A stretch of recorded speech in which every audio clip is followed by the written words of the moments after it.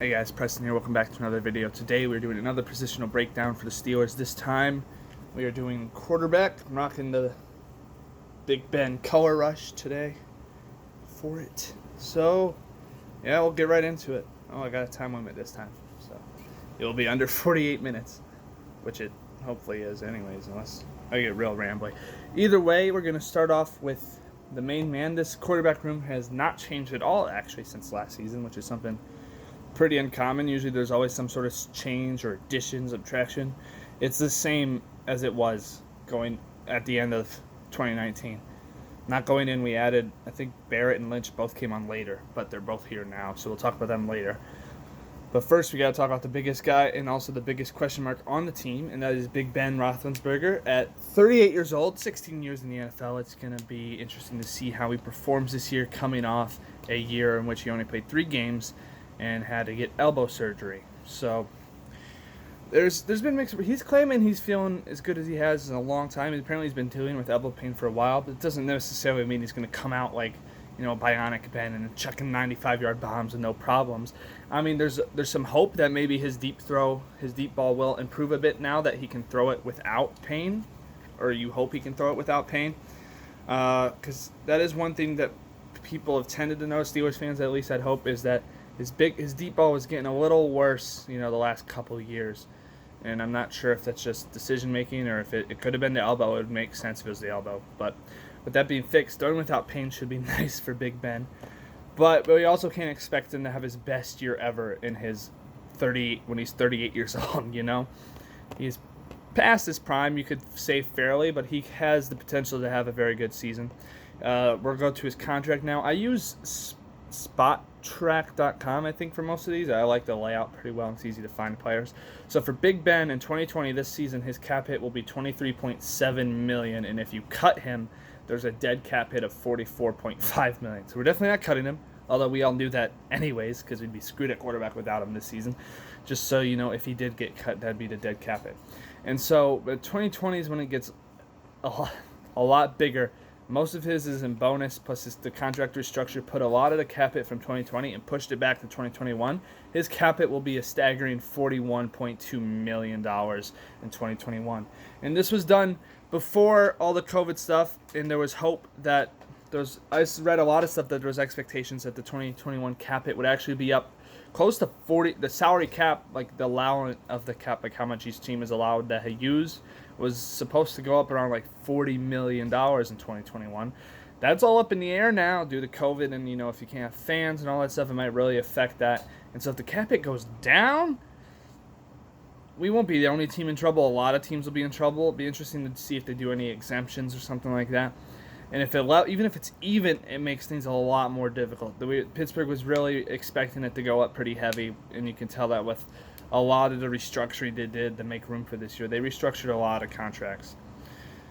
So yeah, Big Ben's final year of his contract is in 2021. It's kind of up in the air if he will be re-signed. He's a UFA in 2022, which means he'd be unrestricted, obviously. But it sounds like, at least so far, he's kind of made it sound like this is his last contract, and that's kind of why we paid him so much. So you would imagine 2021 would probably be his final season. Unless, of course, I'm not saying this will happen, but if coming off this surgery, he feels reinvigorated, like a brand new man, and he kills it in 2020 and in 2021, and he feels like he can go longer, till like 42, 43, maybe even 45. He'll be 40 in 2022, which is when we'd have to re-sign him. So, yeah, depending on how these next 2 years go, 2020 and 2021, and how he feels, would depend if he gets another contract with us or not. And I would not think we would be anywhere near the $40 million range, unless that's just what all quarterbacks are. It depends on how high the cap hit goes and kind of how the market goes with it. But for now, I think we can kind of assume that these next 2 years will probably be his last, which is crazy to think about. I mean, as a Steelers fan with my age, I have never seen a Steelers team where Big Ben wasn't the quarterback. Obviously, I've watched where Big Ben wasn't on the roster. How about that? Because technically, obviously, I watched all of last year when he wasn't the quarterback for like 14 of the games, and he's obviously missed games, but he's always been on the roster and been like the starter for the majority of it. So this would be a new experience for everyone, and we have to hope we don't fall into the dark ages, because there was a big time between Terry Bradshaw and Big Ben where we didn't have a franchise quarterback. Hopefully, it doesn't take us this long next time. That saying, though, I don't think our future franchise QB is probably on our roster, and that will transition us over to talk about the other quarterbacks. But first, I guess we should look at some of the stats for Ben. I didn't pull that up yet. I kind of go through contracts and stats for each of the guys we have here. And 2019 was rough. He played 2 games, yes, so people tend to forget about that. But those 2 games were bad. Granted, we played the Pats, and I think it was the Seahawks that he played only part of it. But just to give you a bit of an idea, in 2019, in his 2 games he participated in, he was 35 of 62 for 56.5 completion percentage for 351 yards, no touchdowns, and a pick. That's bad.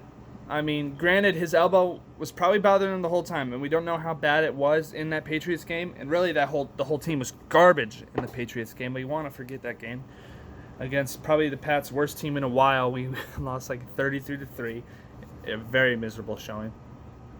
But it's not impressive. So basically, Ben didn't leave us on a positive note. He didn't have, it's not like he was playing lights out the 2 games or 1.5 games he was in before he got injured for the rest of the year. But if we focus on the season where his arm probably was generally a bit better and he played all 16 games, which doesn't happen often for Ben, that's pretty impressive. He went 9-6-1. Obviously, that's what the team did. 2018 to me was honestly more disappointing from 2019 because 2018 I was a playoff team and they fell apart. Although, they fell apart this year too. Maybe that's something we need to look at. We've fallen into the very bad pattern of falling apart at the end of the year. This year we lost our last 3 games and we needed one of them basically to make the playoffs. And in 2018, I think it was that Broncos game, it all went downhill, mistake after mistake, losing games we shouldn't, and fell right out of the playoffs. But not to say Big Ben didn't have a good year. His interceptions were a bit high. Actually, they were tied for his second most in the season all time. The only time he had more was in 2006 with 23. Wow, he had more picks and touchdowns in 2006. I wonder what went on there. That wasn't a great year, 7-8. But let's not focus on 2006. That's a long time ago. In 2018, his last fully healthy season, he had 452 completions on 675 attempts for a 67 completion percentage. That's the part I want to focus on. That's actually, let's see, I think that might be his second highest of all time. Yeah, that's the second highest completion percentage of all time. The only time he had higher was in 2014 with 67.1, so even slightly higher. So he put up a similar completion percentage to his 2014 year, which debatably might have been his best year in a Steelers uniform. He threw more touchdowns in 2018, but he also threw almost double the picks of 2014, which is kind of where it hurts him.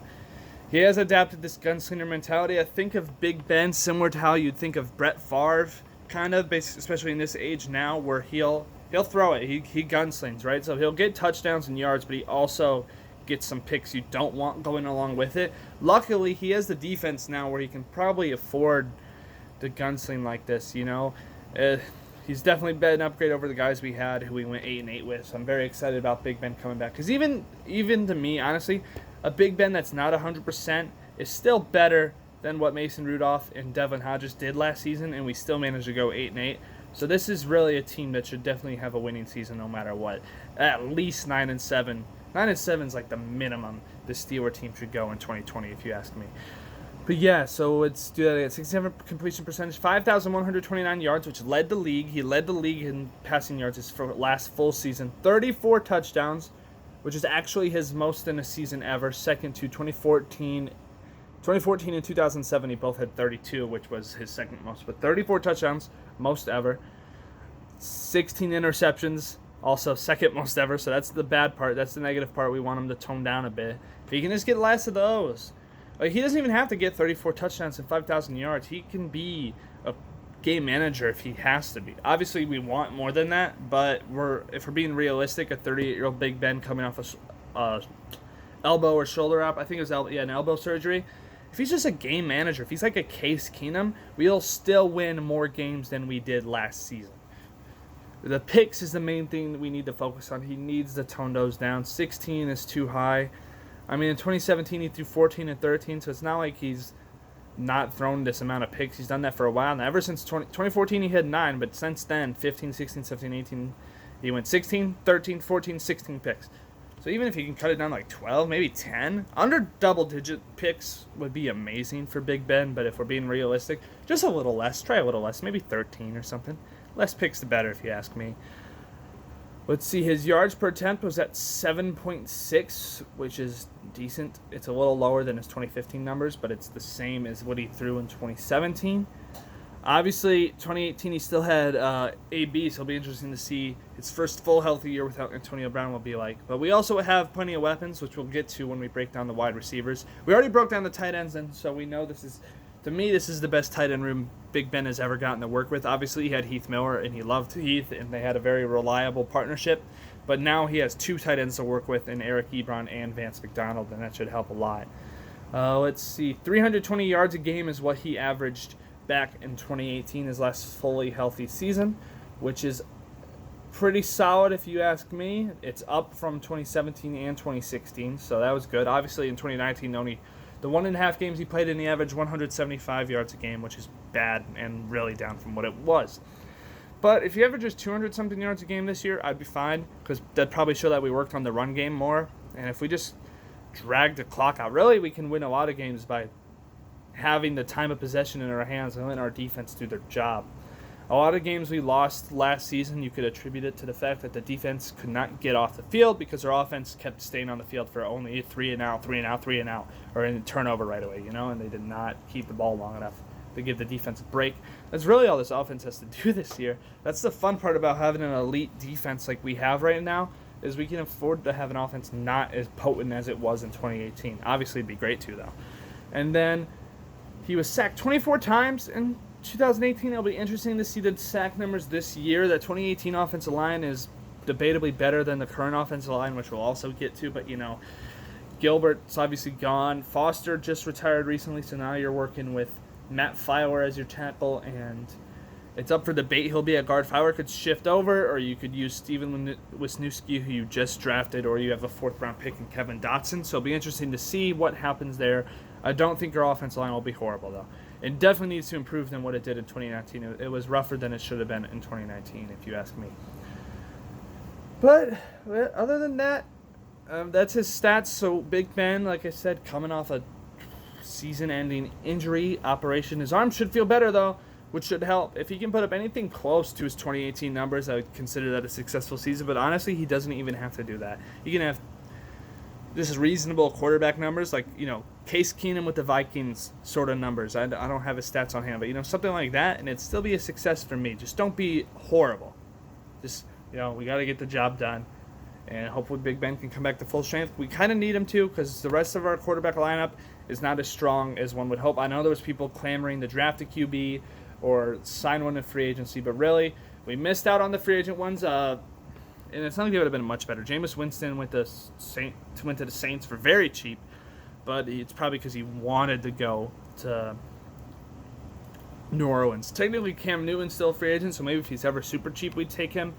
But right now, we're working with Mason Rudolph is our number 2, so I'll bring him up right now. I'm looking at a laptop when I talk to you guys, that's why I look away. And Mason Rudolph's cap hit in 2020 is $1,069,000. And in 2021, his cap hit is $1.2 million. And so that's not horrible, especially for a backup QB. That's pretty reasonable. But his contract does run up in 2021, and he becomes an unrestricted free agent. It'll be interesting to see if we keep him around as our backup or not. He could be a career backup, or maybe they still have faith that he becomes the starter. And if that's the case, he'd be the one getting a new contract in 2022, and maybe not Big Ben, especially if Ben retires like we plan. Obviously, Rudolph could get a contract pretty easy to be the backup or the emergency insurance in case whoever we draft or sign to be Ben's replacement for that 2022 season does not work out. To me, he's not bad. He's right now, what he's shown is he's a career backup. If you ask me, he's like a Landry Jones, maybe if we're lucky at Byron Leftwich, Charlie Batch kind of guy who could back up a young, solid backup to be with the team for a long time, which would be good if you ask me. If we're looking at his stats, overall, I think he had a decent year. He had his ups and downs, obviously. The interesting part to look at was the fact that I'll bring up some of his. I'll try to find some of his game stats because he started off strong, got the Ravens concussion, didn't look the same at all, right? And he didn't really get any of those games. But then when he showed up again towards that back half, those last 3 games, if he didn't get hurt, there's a chance we could have won at least one of those and we would have been in the playoffs. I mean, we would have lost in the playoffs, but we would have been in the playoffs. Just to show you what I'm talking about. So, some of his better games, let's see, against the Rams and the Colts and the Rams before he got benched. With the Colts, he was 26 of 35 for 191 yards, a touchdown, and a pick. The pick's not great, but a 74% completion percentage, pretty good. Against the Rams, another win. 22 of 38 for 242 yards, so the yards are up a bit. 57% completion percentage, which isn't great, but a touchdown to no picks.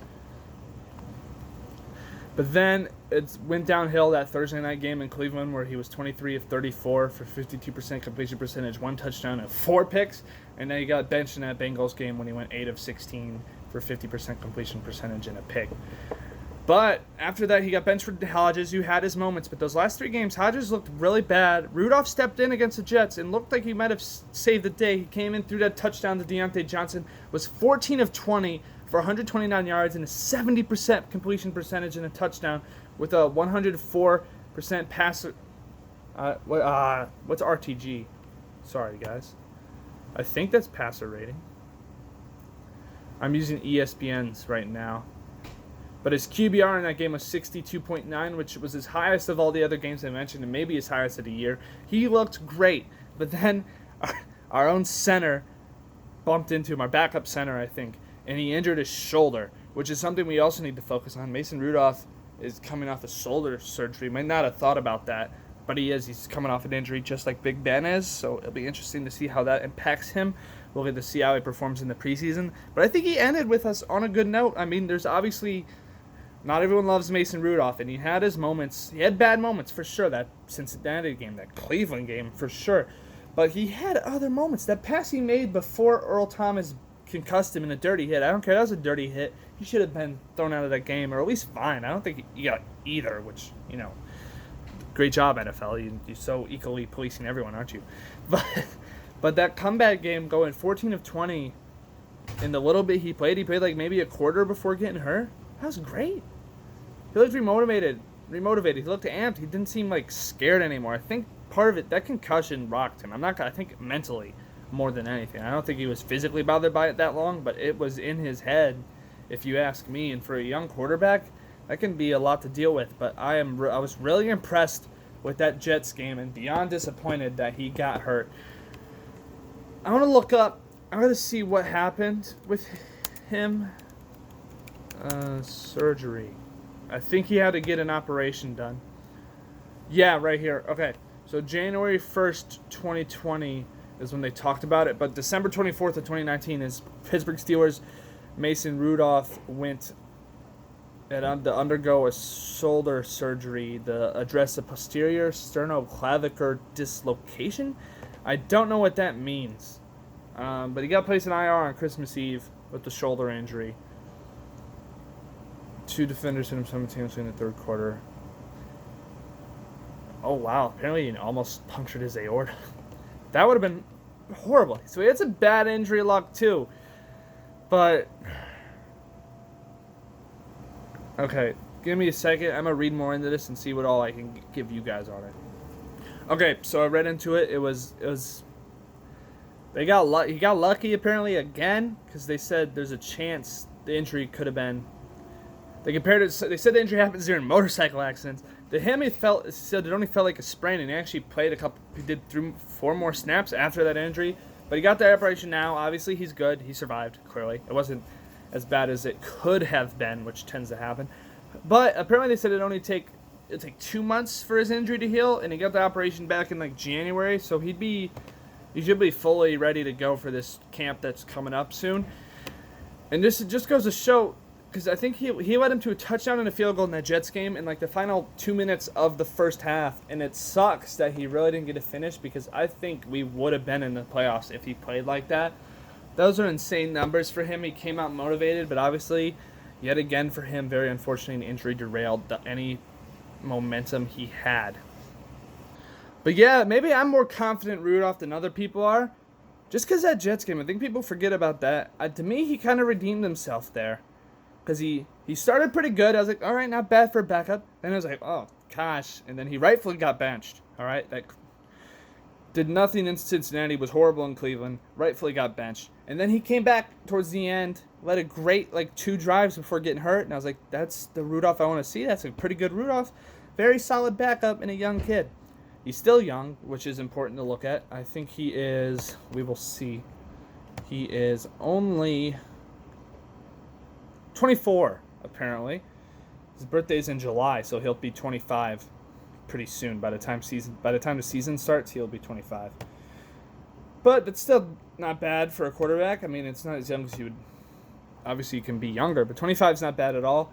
And he went 5-3 with his record. He had a 62% completion percentage at the end of the year, and he did throw more touchdowns than picks, even after that horrible Cleveland game. If he just didn't play that Cleveland game, you take out the 4 picks. 13-5 is pretty good, but the 9 happened. It did happen. He had that horrible game. But he looked very good against the Jets, and I'm choosing to be optimistic about his future. I mean, maybe there's a chance he can become the starter one day. None of us know for sure. Obviously, I wouldn't be too optimistic to say he's the next Big Ben or a franchise quarterback, but we'll only have to wait and tell. But to me, he's a solid backup, and he knows our system already. He played 8 games with us as a starting role, which gives you plenty of experience to be a backup. And so I'm not as down on him as other people might be. I think we're willing to give Rudolph a shot, but I will not call him our future starter or anything like that, because that's kind of out of line and too soon to tell, if you ask me. Next up is Devlin Hodges. People are really down on Hodges right now because there's plenty of people saying that he won't even be our third-string quarterback, which is kind of interesting to me. I think he would have to be, probably based off the fact the man started for us several games. He started 6 games for us, and none of our other third-string receivers, none of our other quarterbacks competing for the third string did at all. None of those 2 guys haven't even played a game in our system. They haven't even played a preseason game in our system. So to me, Hodges is still the favorite to end up being the third string. Obviously, with the third string, you don't want to see them play, but if you have to, I think Hodges is more qualified right now than Paxton Lynch and JT Barrett are. Just looking at his stats first, he had a 62% completion percentage, which isn't bad. Obviously, we know both our quarterbacks didn't throw the kind of passes we want, though, and then they'd have to get better at that. His yards average was 6, I think. But the biggest problem here was his 5 touchdowns to 8 picks, and it went downhill for Hodges at the end of the year. Because before that, he came into that Chargers game, did very well, won it for us. We went back to Rudolph for a little bit, and he did okay. But obviously, after that, Hodges came into the Bengals game, did well, won it for us, and it went downhill towards the end, which is very unfortunate. The whole team went downhill, but Hodges' play really played a big factor in that. Really, it was after the Arizona game. Arizona game was one of his best. So it was 2 games that he was involved with. So he started 6. 3 of them were wins, 3 of them were losses.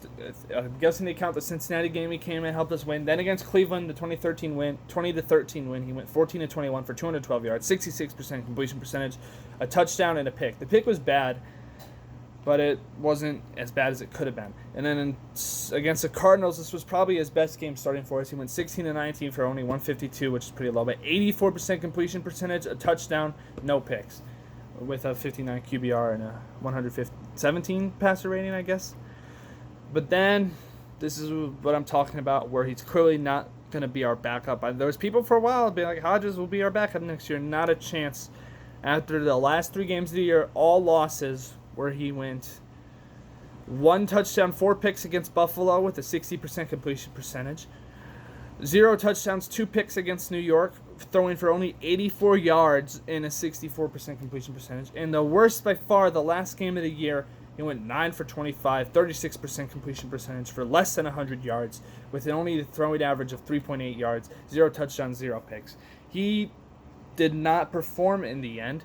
He didn't do enough. He didn't game manage properly. Less than 100 yards is unacceptable. And the one time he did with 200, which is pretty good numbers, right? 202, he also threw 4 picks that game.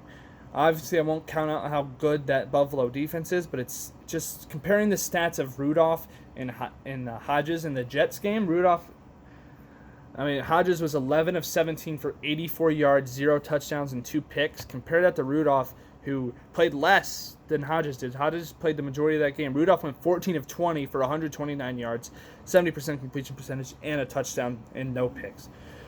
So to me, Hodges is definitely not our backup, and I'm not real confident in him. Obviously, he started to play more like what you'd expect that an undrafted free agent who was a fourth-string quarterback coming into the year playing as a starter would play in those last 3 games. He played above expectations the 3 before that.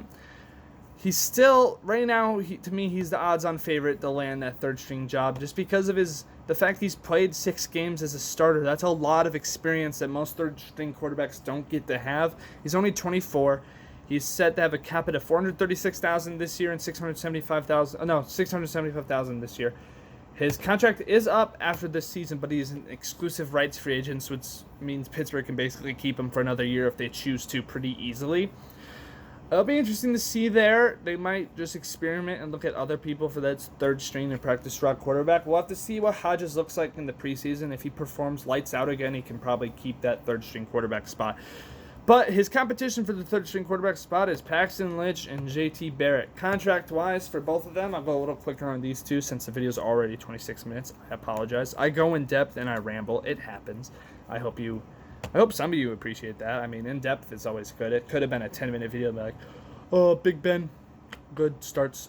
Everyone else, meh, goodbye. But I like talking about these guys a little more in detail. So Paxton Lynch is also in the final year of his deal with the Pittsburgh Steelers. He has an $825 million cap hit, which is a little high. It's higher than Hodges, and he's an unrestricted free agent, although I doubt he'll get money anywhere else. He's not really proven anything. His pedigree is the fact that he was a first-round pick in 2016, and so there's a potential there. I mean, the Broncos saw something in him, and he probably would have at least been a second or third-round pick with other teams too, and so everyone saw potential in him. And it's still there at only 26. Maybe we can make something out of him. But he's basically competing for a third-string spot. I can't say much about him. I haven't seen him play with the Steelers yet. If we still get to have a preseason, we will get to see him play meaningful reps. I'd imagine that we'd get to see a lot of reps. I would imagine that they find a way to work in all these quarterbacks. Big Ben never plays a lot in the preseason. I hope he plays more, though, just because he's coming off an operation and he needs to loosen up again. Rudolph will have to fight for that backup spot, I guess. Really, to me, it's kind of his by default already, but technically I'm sure they'll give them all a chance. So Rudolph, Hodges, Lynch, and Barrett should hopefully see a lot of time in the preseason to help determine where everyone lands. My prediction would be Rudolph 2, Hodges 3, but like a lot of people, I wouldn't be surprised if Hodges gets supplanted just based off those performances at the end of the year. But like I said, he has game experience, which is something third-string quarterbacks don't have. And so that, to me, still makes him the favorite to land this job. And then JT Barrett, sort of the same deal. He's similar to Hodges, where his cap hit is $610,000 for this year, which might be, I think that's higher than Hodges is. Hodges is? Yeah, no, it's actually a little lower than Hodges. But he'll be EFRA next year, too, just like Hodges, so they can bring him back fairly easily if they choose to. He is also 25 years old. So let's just look. Barrett's 25. Lynch is 26. Hodges is 24. And Rudolph is 25. So Lynch is the oldest of all these guys, and Hodges is the youngest. So we'll have to see how it goes. JT Barrett was obviously very good in college. We haven't seen a lot of what he can do on the NFL level. This is also prove it in the preseason and in practice to kind of see how it shakes out. To me, I have Hodges winning that third-string quarterback spot. But what do you guys think? I want you to comment below. What do you think the quarterback depth chart will look like? You think they bring in someone also? Or you think that's still a chance that can happen? We're pretty tight on cap space, but I know some people are still calling for a veteran quarterback to be brought in. But also, there's no dead cap on any of these guys, so they could cut Hodges, Barrett, or Lynch pretty easily if they wanted to. Rudolph, his dead cap would all be under $1 million, so if they really wanted to cut him, they could do it pretty easy, but I doubt they would do that, especially since they spent that third-round pick on him in 2018. I'm trying to see if there's any stats to look at for Barrett or Lynch.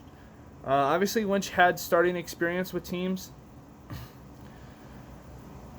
so he has some stuff. I don't know what year this was, but he had a Chiefs game where he lost, but he went 21-31 for 254 yards, 67% completion percentage, 2 touchdowns, and 2 picks. which is decent. He could definitely be a third string. He deserves to be a third string quarterback somewhere. It's crazy to think that a first round pick from 2016 can at least be a backup quarterback somewhere. I think Rudolph has him beat for the number 2 spot.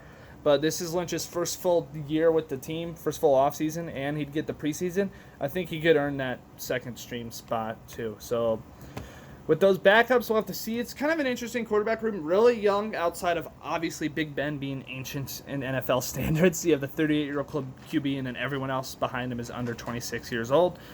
We'll have to see how the number 3 spot will be the only kind of point of contention in the quarterback room this year. I think Ben and Rudolph have locked down the number 1 and 2 spots respectively pretty easily. Obviously, Big Ben's going to start. We didn't pay him that much money to not start.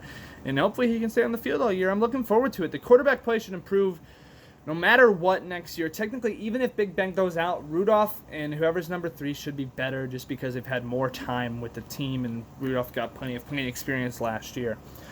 But let's all hope for the best that Big Ben plays the majority of the season, hopefully all of it, and balls out. Like I said, he doesn't even have to be 2018 Ben. He just has to be better than what the quarterbacks were last year, which shouldn't be hard. Rudolph and Hodges were ranked as some of the worst starters by Pro Football Focus, and the stats weren't fantastic either. And so also having Big Ben shouldn't play everyone else's play, because another thing, the run game will improve with Ben simply because defenses won't get to stack the box, because they knew when Hodges and Rudolph were out there, they did not fear deep bombs or crazy passes. They could just shove everyone in the box and make sure we could not run, which would hurt our running back stats, which we will also look at and factor that in coming in the next season. But overall, quarterbacks will be better no matter what, just based off more playing time, another year of development, and Big Ben coming back off missing only 2 games should make him, obviously he'll be better than he was in 2019. So thank you guys for watching. Let me know what you think. Do you still think they need a veteran quarterback, or they were wrong for not drafting or picking one up? I really don't think the draftable quarterbacks for us would have been that good. Jake Fromm, Jacob Eason, none of them really intrigued me to the point that I think they'd be instantly better than Rudolph or anything like that. But let me know what you guys think below. Thank you so much for watching. Please make sure to like and subscribe. I tend not to ask for that, but it helps my channel a lot. Especially likes help these videos get more attention and views. Share this to any Steelers fans you have, and I look forward to doing more of these roster breakdowns. Feel free to request what position you want next. If you don't, I could just keep doing it randomly, kind of go through whatever order I want. I'll probably focus on offense still, do offense first and defense. But like I said, if you want a certain position group, go ahead and let me know. Make sure to share this with your friends and any Steelers fans that you know. Thank you for watching. This is KMA President signing out. I hope you enjoyed. Thank you very much.